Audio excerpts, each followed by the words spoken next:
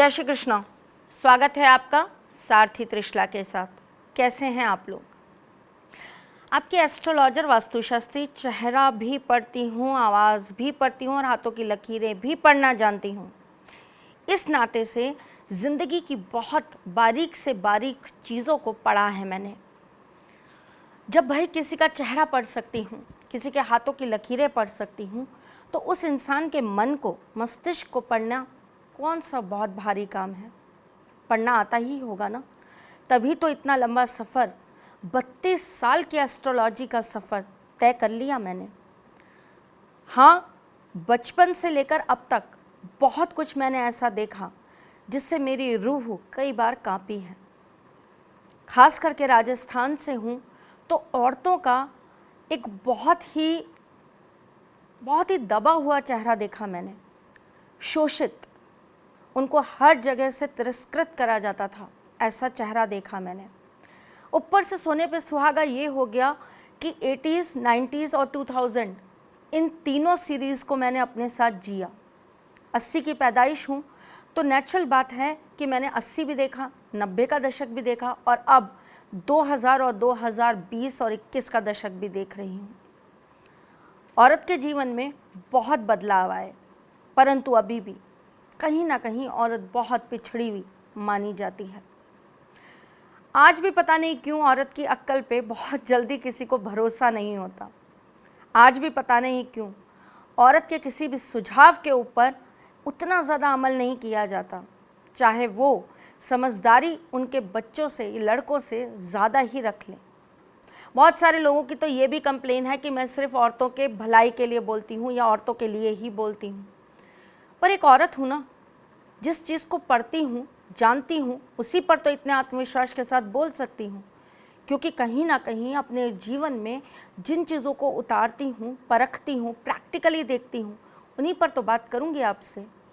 पढ़ी पढ़ाई चीज़ों पर बात करना मुझे नहीं आता।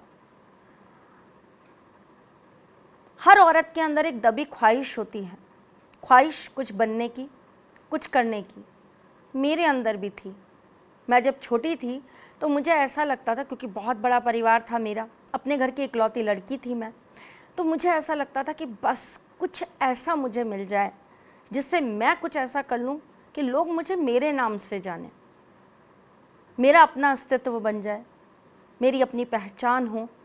मैं कुछ ऐसा कर जाऊं जिससे मैं ये कह सकूं कि ठाकुर जी ने मुझे जो जीवन दिया, मैंने उसका सही तरीके से उपयोग किया। अपने साथ साथ ना जाने कितनी ज़िंदगियों को बना दूं, ये धारणा, ये अवधारणा मेरे अंदर बहुत रहती थी। बहुत नज़दीक से ज़िंदगियों को देखा, बहुत नज़दीक से दर्द को देखा, तकलीफ़ों को देखा। शायद इसीलिए एस्ट्रोलॉजी को अपना जीवन बना लिया। संकल्प कर लिया कि इतने दुख, इतने दर्द को मिटाने के लिए मैं जो भी सहयोग दे पाऊंगी प्रकृति के साथ देने की पूरी अपनी चेष्टा करूंगी। हर औरत के अंदर दबी हुई एक ख्वाहिश होती है, ख्वाहिश खुद का नाम कमाने की, ख्वाहिश कुछ बनकर दिखाने की। अगर आपके अंदर भी ये ख्वाहिश है ना, तो चलिए आज आपकी सारथी आपको यही महा टोटका देने वाली है कि कैसे अपनी इस ख्वाहिश को आप पूरी कर लें और कैसे आप अपने नाम और अपने अस्तित्व के साथ खड़ी हो जाएं। कुछ करना चाहते हैं तो ये टोटके ज़रूर कर लीजिए ताकि आपकी मनोकामना सिद्ध हो जाए। आपको शनिवार की रात्रि को एक काले कपड़े के अंदर हींग, काली मिर्च और काला नमक बांध कर रख देना है। अगले दिन सुबह यानी कि रविवार के दिन आपको इन तीनों को अच्छे से पीस लेना है। पीसने के पश्चात आपको संध्या के समय एक गाय के उपले के ऊपर इसको जलाना है। जब तक ये जलता रहेगा तब तक आप अपनी मनोकामना श्री हरि विष्णु जी के सामने बोलते रहेंगे। चाहे वो एक बार हो, चाहे वो 11 या वो 21, आपको गिनती नहीं गिननी है। बस जब तक वो जलता रहे आपको बस ये बोलना है कि मेरा ये कार्य है, मैं ये करना चाहती हूँ, मुझे इसमें सक्सेस कर दीजिए। ये एक तरह की प्रेयर्स होती हैं, ये एक तरह का आपका स्पेल होता है जिससे आपकी मांगी हुई हर मुराद पूरी हो जाती है। ऊपर वाले तक अपनी चीज़ें पहुंचाने के लिए हमें छोटे छोटे प्रयास करते रहने चाहिए।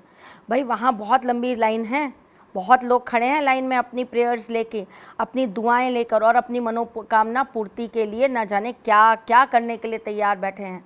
हम भी थोड़ा सा प्रयास तो करेंगे ताकि हमें भी सफलता ज़रूर मिल जाए।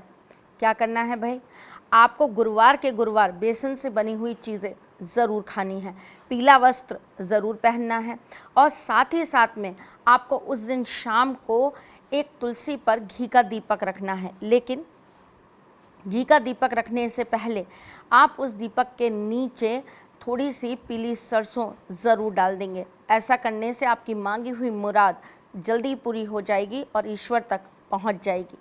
तो चलिए आज के लिए बस इतना ही, फिर आऊँगी कुछ नया, कुछ अलग, कुछ अद्भुत लेकर। लेकिन तब तक के लिए मुस्कुराते रहिएगा, रिश्तों में मजबूती बना के रखिएगा, अपने इस साथी के साथ यूँ ही जुड़े रहिएगा, प्यार देते रहिएगा, प्यार लेते रहिएगा, ख्याल रखिएगा अपना। मैं फिर आपसे जल्दी मिलने आऊँगी। तब तक के लिए अपने चैनल को लाइक, सब्सक्राइब और कमेंट करना बिल्कुल भी मत भूलिएगा।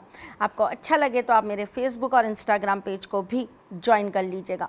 अपना और उनका, जिनसे आप प्यार करते हैं, उनका ख्याल रखिएगा। मैं फिर मिलूँगी, तब तक के लिए जय श्री कृष्ण। सारथी मां त्रिशला ज्योतिष के क्षेत्र में विश्व विख्यात नाम है।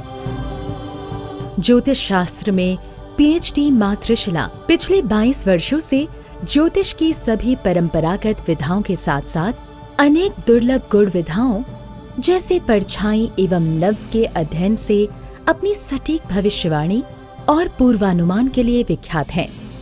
अपने उपायों द्वारा लाखों लोगों का जीवन संवार चुकी मां त्रिशला लगातार 2016 से ज्योतिष विभूषण अवार्ड प्राप्त कर रही हैं। साल 2018 में उन्हें उत्तराखंड के मुख्यमंत्री त्रिवेंद्र सिंह रावत ने ज्योतिष विभूषण अवार्ड से सम्मानित किया था और साल 2016 में उन्हें राजस्थान में बेस्ट एस्ट्रोलॉजर के अवार्ड से नवाजा जा चुका है।